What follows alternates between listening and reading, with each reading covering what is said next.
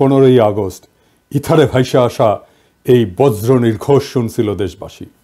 প্রবল প্রতাপশালী শেখ মুজিবের শাসনের অবসান হয়েছে, সারা দেশে কারফিউ জারি হয়েছে। কিন্তু কি অবাক ব্যাপার, কারফিউ ভেঙে দলে দলে উৎফুল্ল জনতা নেমে আসছে রাস্তায়। চারিদিকে মুক্তির আনন্দ, এক বর্বর স্বৈরাচারের পতন হয়েছে। তারপর সন্ধ্যাবেলা খন্দকার মোস্তাকের পাশে কোমরে রিভলভার গুজে যেই অফিসার শপথ নেওয়াতে যাচ্ছেন তিনি ছিলেন মেজর ডালিম। মেজর ডালিম রাতারাতি হয়ে উঠছিলেন নায়ক, সাহসের প্রতিমূর্তি। তারপরে 75-এর সব বীরকে পাঠানো হলো নির্বাসনে। সে আর এক আলাপ আর একদিন করব। এরপর তিনি শুধু নামই ছিলেন ইতিহাসে। ওনার সাথে আমার প্রথম যোগাযোগ হয় 2019-এ প্যারিসে আসার পরে। ওনার সাথে চ্যাটিং হতো। ওনার একটা ফেবু আইডি ছিল ফ্যালকন আইজ নামে। নানা বিষয় আলাপ হইতো, ব্যাপক পড়াশোনায় ভদ্রলোকের। আমার সাথে ফোনে বা ভিডিওতে কখনো কথা হয়নি, তবে আমার ঘনিষ্ঠ সার্কেলের অনেকের সাথেই নিয়মিত কথা হইতো। আমি কথা বলতে চাইছিলাম, উত্তরে বলছিলেন বলবো সময় হইলেই। আমার স্বাধীনতা উত্তর বাংলাদেশ বইটা প্রকাশিত হইলে পড়তে চাইছিলেন, আমি পাঠাইছিলাম সুইডেনে ওনার এক শিষ্যের কাছে। উনি বই পাইয়া বই হাতে ছবি পাঠাইছিলেন, এটা নিশ্চিত করতে যে ওনার কাছে পৌঁছাইছে। আমি আমার সার্কেলে ওনারে বড় ভাই বলে ডাকতাম। জিজ্ঞেস করতাম, বড় ভাই কেমন আছেন, কি বলেন। কোনো রাজনৈতিক পরিস্থিতিতে জানতে চাইতাম বড় ভাইয়ের রিডিং কি। একটা সময় খেয়াল করলাম উনি ভুলে যাইতেছেন জিনিসপত্র, ডাক্তারি ভাষায় যাকে বলে কগনিটিভ ডিজিজ। তখন থেকে ওনাকে বলতে শুরু করলাম বুড়া। তো জিগাইতাম বুড়াটার খবর কি। যাই হোক, উনি নাকি বলছেন যে ওনার বয়স 75 বছর, আসলে ওনার বয়স 78 বছর। ওনার জন্ম 1946 সালে উইকিপিডিয়ার তথ্য অনুসারে। 64 সালে বিমান বাহিনীতে যোগ দেন, ঠিক 18 বছর বয়সে। বুড়া বয়সে 3 বছর কম হয়ে বলছে আর কি, আমার অনুমান ভুলে বলছে। এপিসোডের স্ক্রিপ্ট লিখতে লিখতে ওনার ছবিটা খুঁজতেছিলাম, যে ছবিটা দেখাইলাম আমার বই হাতে, ছবিটা পাইতেছিলাম না। তো সুইডেনের বাইরে ফোন দিলাম, তো উনিও খুঁজতেছেন। এর মধ্যে বুড়া ফোন দিছে ওই সুইডেনের বাইরে। তো উনি যখন জানলেন যে আমি লাইনে আছি, উনি স্পিকারে দিলেন, আমি শুনতেছি। উনি বলতেছেন, আমাদের দুইজনকে স্পিকারে দিলেন। উনি জিজ্ঞেস করলেন পিনাকি কি দেখছে আমার লাইভ। আমি বললাম হ দেখছি বড় ভাই। তো সুইডেনের বড় ভাই ওনারা বলতেছেন, আপনি পিনাকির বই হাতে একটা ছবি তুলছিলেন না, আছে ওইটা। আমি শুনতেছি। তো বুড়া বলতেছে, পিনাকি বই লিখছে নাকি, কই আমি তো দেখি নাই। তো রিসেন্ট মেমোরি নাই হয়ে যাইতেছে, আর্লি সাইন অফ আলঝেইমার্স। যাই হোক, বুড়া আমাদের মাঝে আরো অনেকদিন বাইচা থাকেন। ওনার লাইভ এপিসোড করছে ইলিয়াস। এইটাই সম্ভবত বাংলাদেশের মানুষের সর্বোচ্চ দেখা লাইভ। ইউটিউবে একসঙ্গে সর্বাধিক সংখ্যক দর্শকের লাইভ স্ট্রিমের রেকর্ডটা 8 মিলিয়ন। তবে এইটা বাংলা ইউটিউবের সর্বোচ্চ, এটা নিঃসন্দেহ।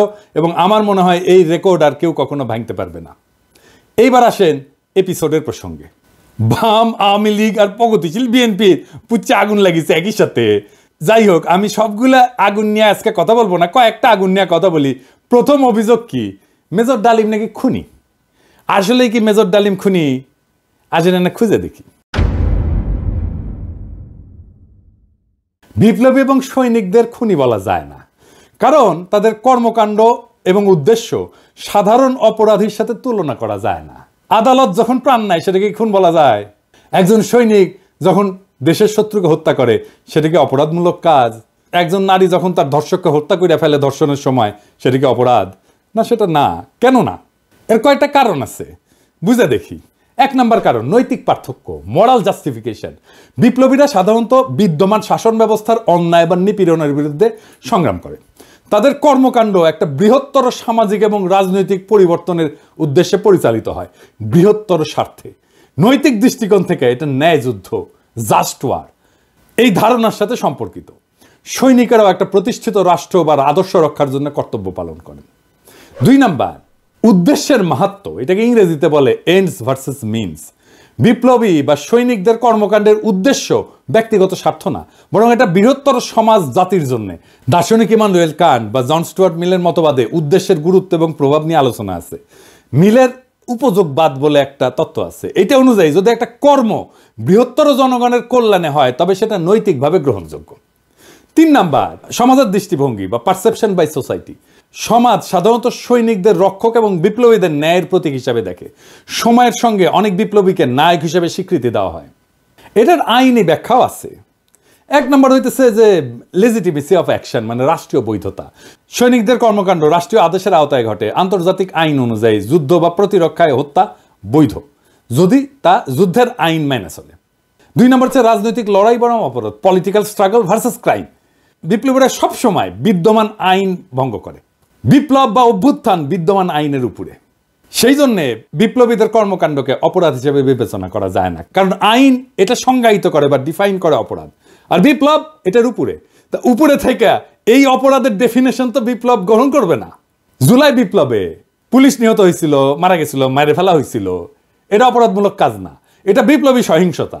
এই জন্যই এই হত্যার বিচার করা যাবে না, কারণ বিপ্লব অভ্যুত্থান আদালত বা আইনের চাইতে বড়। যদি পুলিশ হত্যার বিচার হয় তাহলে ধরে নেবেন বিপ্লব পরাজিত। 15ই আগস্টের বিপ্লব পরাজিত হয়েছিল জন্যই আগস্ট বিপ্লবের নায়কদের বিচার এবং ফাঁসি হয়েছিল।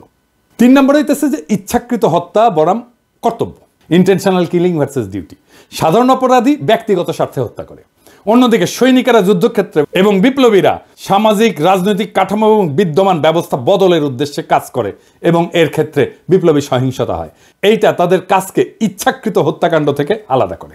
সেই জন্যই তাদের কাজগুলোকে ইচ্ছাকৃত হত্যাকাণ্ড থেকে আলাদা হয়ে যায়। শেখ মুজিবকে কেউ খুন করেনি, সে অভ্যুত্থানে নিহত। তার পরিবারের সদস্যদের কেউ খুন করেনি, তারাও অভ্যুত্থানে নিহত। দ্বিতীয় অভিযোগ হচ্ছে মেজর ডালিম শিশু হত্যা করেছে। আবার ইন্টারেস্টিংলি কৌতুকপ্রদভাবে এটা আইসিছে বামেদের কাছ থেকে। হ্যাঁ, মেজর ডালিম কি শিশু হত্যা করেছে? মেজর ডালিম 32 নাম্বার আক্রমণ করে নাই, তারে দায়িত্ব দিতে চাইছিল, সে নেয় নাই। কারণ মুজিব পরিবারের সাথে তার একটা ব্যক্তিগত পারিবারিক সম্পর্ক ছিল। সে গেছিল মুজিবের ভগ্নিপতি আব্দুর রব শেরনিয়াবাতের বাসায়। সেখানে তার 14 বছরের বয়সী মেয়ে বেবি, 12 বছরের বয়সী ছেলে আরিফ এবং 4 বছর বয়সের নাতি সুকান্ত আব্দুল্লাহ, যেটা আবুল হাসনাত আব্দুল্লাহর ছেলে, ও মারা যায়। আবুল হাসনাত আব্দুল্লাহ হারামজাদাটা পানির ট্যাঙ্কে লুকেছিল, বেঁচে যায়। কিন্তু কথা হইতেছে বাড়ির নারী আর শিশুদের বন্দুকের মুখে ফেলায় পানির ট্যাঙ্কে লুকেছিল কেন হারামজাদাটা? ওইটা জয় বাংলা হইলে তো আরো সুবিধা হইলেনি। যাই হোক, এবার আসেন দেখি মহান বিপ্লবের সময় শিশুদেরকে হত্যা করা হয়েছিল যতগুলো বিপ্লব হয়েছে ইতিহাসে, যেগুলো নাম জানি আমরা, যেগুলো নিয়ে কাইট হয়ে পড়ে যায় বিপ্লবীরা। আসেন সেটা দেখি। ফরাসি বিপ্লবের সময় লুই শার্লস, যাকে লুই সপ্তদশ বলা হয়, মানে রাজা ষোড়শ লুই এবং মেরি আন্তোয়ানেটের ছোট ছেলে, বন্দি অবস্থায় খাইতে না দিয়ে কারাগারে রেখে মৃত্যুর দিকে ঠেলে দেওয়া হয়। যখন তার মৃতদেহ বের করা হচ্ছিল তার শরীরে কোনো মাংস ছিল না, কঙ্কালের উপরে চামড়া। বিপ্লবীরা হত্যা করবে না, কারণ তাদের পবিত্রতা নষ্ট হবে, কিন্তু খাইতে না দিয়া দিনের পর দিন কষ্ট দিয়া মেরে ফেলা যাবে। তো ফরাসি বিপ্লব নিয়ে আধিখ্যাত তো করে সবাই, আবার রুশ বিপ্লব নিয়ে তো বামেরা কাইট হয়ে পড়ে যায় না? যে বামেরা কবে তাদেরকে কইবেন এটা, যে রাশিয়ার জার দ্বিতীয় নিকোলাস এবং তার পরিবারের সদস্যদের বন্দি করে কমিউনিস্টরা। জার কিন্তু তখন ক্ষমতায় না, জারের ক্ষমতা অনেক আগেই চলে গেছে। কমিউনিস্টরা কিন্তু জারের কাছ থেকে ক্ষমতা নেয়নি। কমিউনিস্টরা কেরেনস্কি সরকারকে উৎখাত করে ক্ষমতা নিয়েছে, মানে লেনিন। ক্ষমতা নেওয়ার পরে 18 সালের 17 জুলাই একসাথে হত্যা করে এই জারের পরিবারকে, তার স্ত্রী আলেকজান্ড্রা এবং তাদের 5 সন্তান, অলগা, তাতিয়ানা, মারিয়া, আনাস্তাসিয়া এবং অ্যালেক্সি।